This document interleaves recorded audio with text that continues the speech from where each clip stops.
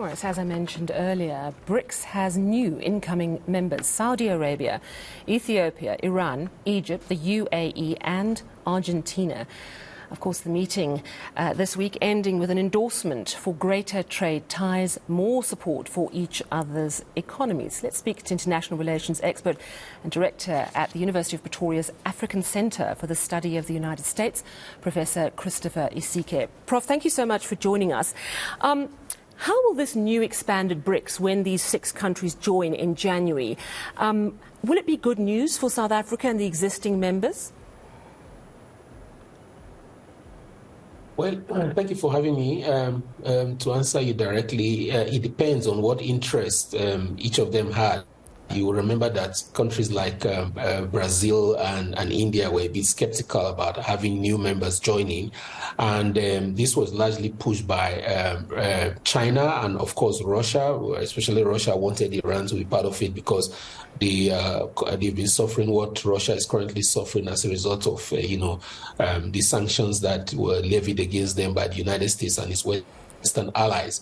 So for different countries, each of them had their different interests. But the one thing for sure is that it will help to expand or justify the push for de-dollarization. Countries like Egypt, are very keen on winning their their dependence, on the United States. So it can be good news depending on whether each of those countries joining would have a direct competition with countries like Brazil. They would look over their shoulders and worry whether Argentina can take the shine off them.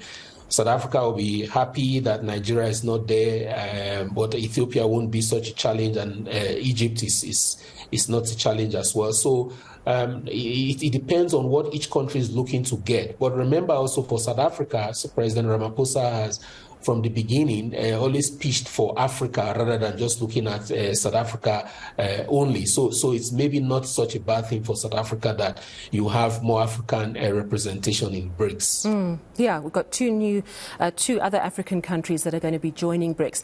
It's also interesting to note that we have 6 of the world's top 10 oil producers who are going to be part of BRICS. So that's Argentina, Russia, China, Saudi Arabia, Iran and the UAE. Is that a potential advantage? It is. It's one of the advantages that they would get, because remember, the BRICS already has 41% of, as it is, 5-member BRICS, 41% of the world population and a quarter of the global economy. When you break that down, it comes down to 31% of the global gross domestic product and 16% of global trade.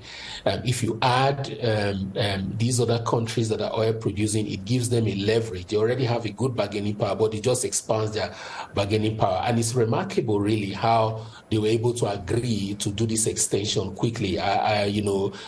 Pundits thought that, they would probably push this to next year, but now we see that they've taken a decision, and effective January, they would have these 6 new members to make 11. So it expands their bargaining power, their leverage, and their influence. And the ability to cooperate, to coordinate and act in unison on this particular issue is an indicator of good things to come for them. I'm sure that each of the presidents hampered on, especially Brazil and India and China, if they work together, they can even achieve more to expand their influence. At the same time, a number of the BRICS countries are not shining examples of democracy or freedom of speech. I mean, for goodness sake, the Barbie movie has been banned in Iran and Russia for promoting homosexuality. We've got a number of presidents for life in the new BRICS grouping. Could this impact South Africa's relations with other big trading partners, such as the United States? Well, you see, the BRICS is a mixed potpourri of different countries, different profiles. I think the one thing that binds them together is the fact that they are an emerging power bloc in global politics. Maybe they would decide not to mix politics and economics.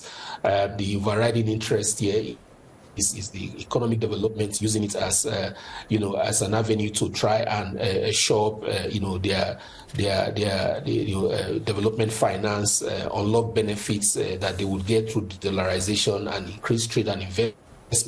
And that is a national interest that overrides any other consideration, in my view. So I don't think that, if I were to answer you directly, I don't think that would be a problem, because South Africa already being part of BRICS it didn't flag any problem. And I think the way that China is pitching it, especially China, maybe not Russia, but China, is pitching the BRICS as not necessarily a competition or to the Western dominated system, but one that provides an alternative for everyone, and insisting, like South Africa has done, that the United Nations Charter is the guiding framework for everything that they do. So they will not necessarily pose a threat, and I think that it's high time that we begin to respect each country's sovereignty. Hopefully, when they develop themselves more, they would agree and develop a framework for relating on with especially these kinds of issues that you mentioned. But yeah, and there's a lot of talk, a lot of articles, and even we heard from the UN, Antonio Guterres, talking about the need for what is being called a multipolar world order. That, post-Second World War, America just began to dominate. And there's a sense that this needs to be shared so that everyone has the opportunity for an advantage. Everyone can get a piece of the pie. Do you think what we're seeing in BRICS is the right vehicle for that? Bearing in mind, we do have some questionable friends in that grouping. It is possible. We are actually, like you said, heading towards a multipolar world, like the UN Secretary General said. We cannot continue to have a unipolar world order, and we can't go back to a bipolar world order. I think that Russia has realized this, so it makes sense to begin to talk about a new system that is built around different currencies of power, as we see, and this is well represented, beyond the global south, in the BRICS, in terms of interest. So yes, BRICS can become a major player in terms of trying to reform the international system, recognition of the different interests and different actors and what each brings to the table. And if you look at what they represent, like I said, in terms of the population of the world and the economy that they will control, especially as they expand, then they will be forced to reckon with. And if they don't pitch it as something that is trying to challenge the world order in a way that is confrontational, I'm sure that they will be able to, succeed in trying to just open spaces for alternative views and alternative ways of conducting international politics and economics. Absolutely, and thank you so much for chatting to us this evening, Professor Christopher Isike. He's an international relations expert, also director at the University of Pretoria's African Centre with a study of the US. Now let's